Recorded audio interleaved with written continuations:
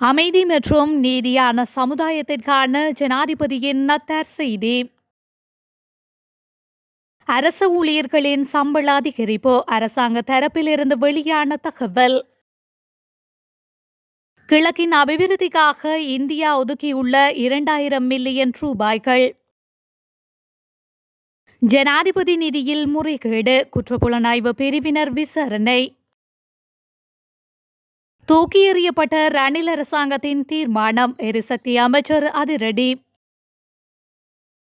டில்வின் சில்வா மீது சஜித் தரப்பு முன்வைத்துள்ள குற்றச்சாட்டு. அமைதியும் மகிழ்ச்சியும் உலகெங்கிலும் வியாபிக்க செய்த இறைமகனாம் ஜேசு கிறிஸ்து பாலகராய் மண்ணில் அவதரித்த நன்னாளான இன்று நத்தார் பண்டிகையை கொண்டாடும் அனைத்து உறவுகளுக்கும் K24 தமிழின் கிறிஸ்துமஸ் வாழ்த்துக்கள். பரிசுத்த கிறிஸ்துவின் அன்பும் அருளும் உங்கள் வாழ்வில் எப்போதும் நிலைத்திருக்கும் என்று பிரார்த்திக்கின்றோம். இலங்கையிலும் உலகெங்கிலும் உள்ள அனைத்து கிறிஸ்தவர்களுக்கும் தனது நத்தார் தின வாழ்த்துக்களை ஜனாதிபதி அனுருகுமார திசாநாயக்க தெரிவித்துள்ளார். ஜனாதிபதியின் முழுமையான வாழ்த்து செய்தி பின்வருமாறு. ஜேசு கிறிஸ்து பிறந்த தினமான நத்தார் பண்டிகையை உலகம் முழுவதும் உள்ள கிறிஸ்தவர்கள் கோலாகலமாக கொண்டாடி வருகின்றனர். துன்பத்தில் இருந்து அனைவரையும் காப்பாற்ற இவ்வுலகில் அவதரித்த இயேசு கிறிஸ்து ஒருபோதும் ஏழை பணக்காரன் என்ற கண்ணோட்டத்தில் மக்களை பார்த்ததில்லை.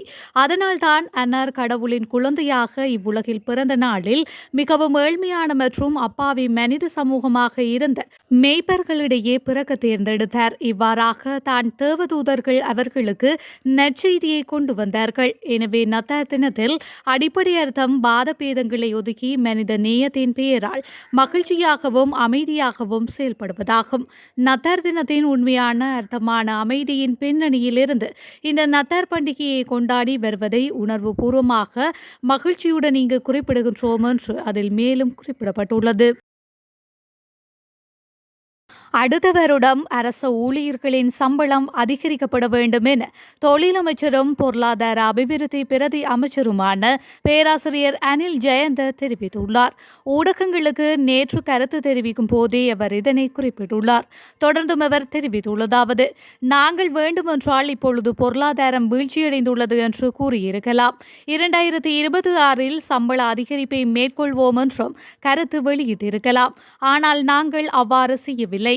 மக்கள் படும் கஷ்டங்கள் எங்களுக்கு தெரியும். சம்பள உயர்வை நிச்சயம் எதிர்பார்க்கலாம்.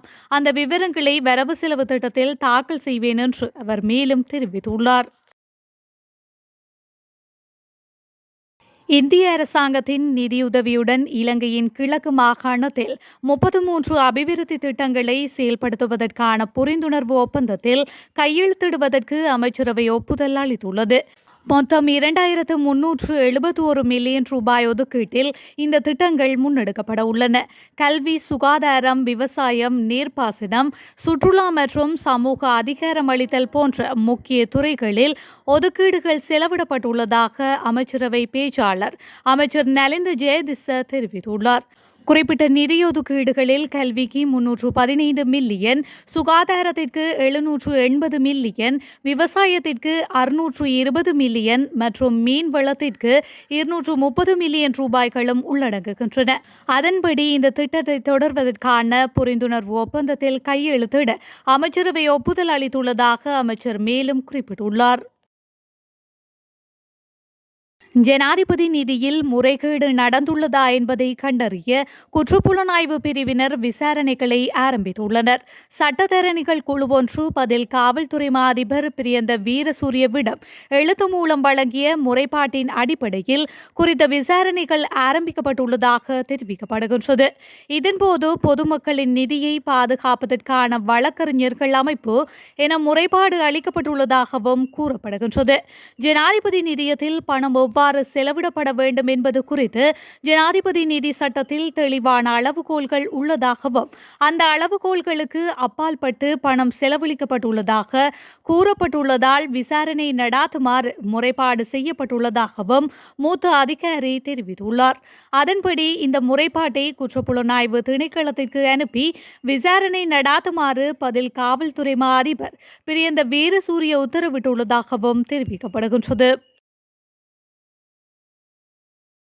ஜேவிபியின் பொதுச் செயலாளர் டெல்வின் சில்வா தனது அனுமதியின்றி ஊடகங்களுக்கு கருத்து தெரிவிக்க கட்சி உறுப்பினர்களுக்கு தடை விதித்துள்ளதாக ஐக்கிய மக்கள் சக்தியின் நாடாளுமன்ற உறுப்பினர் நளின் பண்டார தெரிவித்துள்ளார்.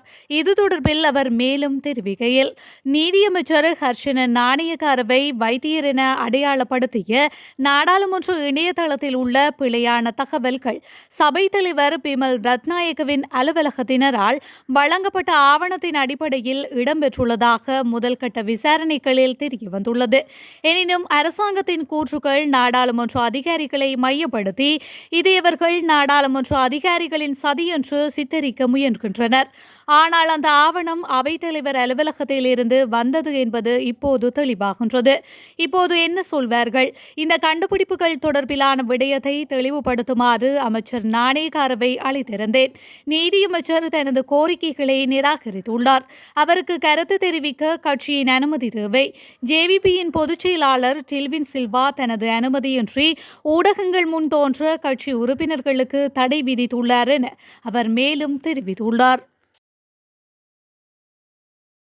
கடந்த அரசாங்க காலப்பகுதியில் மின்சார சபையை தனியார் மயமாக்குவதற்கு எதிரான போராட்டத்தில் ஈடுபட்டமைக்காக இடைநிறுத்தப்பட்டிருந்த இலங்கை மின்சார சபை ஊழியர்கள் 62 பேர் சகல சலுகைகளுடனும் மீண்டும் சேவையில் இணைத்துக் கொள்ளப்பட்டுள்ளனர்.